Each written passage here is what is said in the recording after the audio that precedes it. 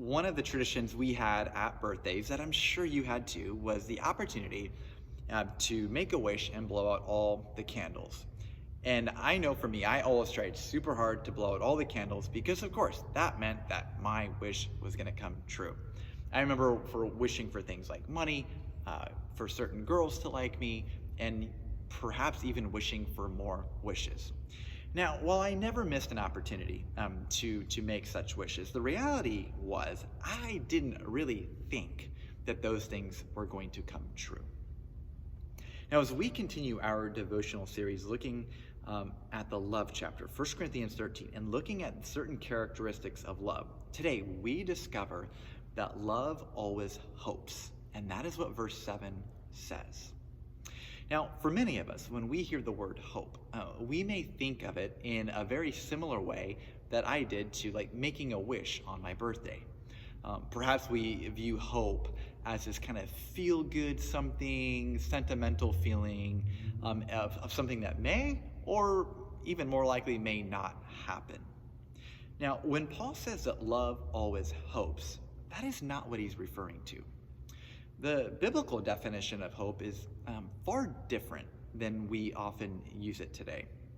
So hope, biblically speaking, is a certain reality that has yet to be realized. For instance, let's say you are super hungry, and as you are kind of watching and smelling the food cook in your kitchen, and so let's say you say, I hope that I can eat soon.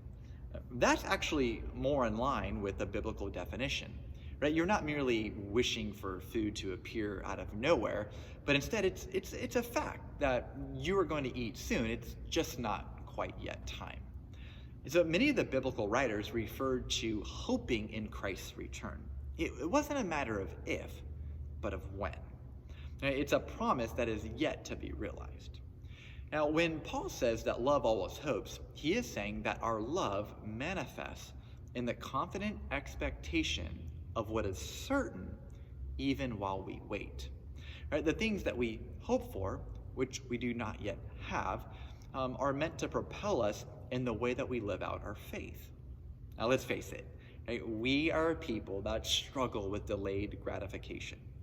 But part of faith is living into the reality the Bible gives us before we've fully stepped into that reality. Right? Paul says elsewhere that our citizenship is in heaven. Hope, therefore, actually paints the ultimate reality of life, a reality that is more real than even what we see and feel. Because what we see and feel will pass away, but the reality that hope paints is eternal. So let me leave you with this question. What specific promise of God's that is yet to be realized in your life is it important for you to hope in?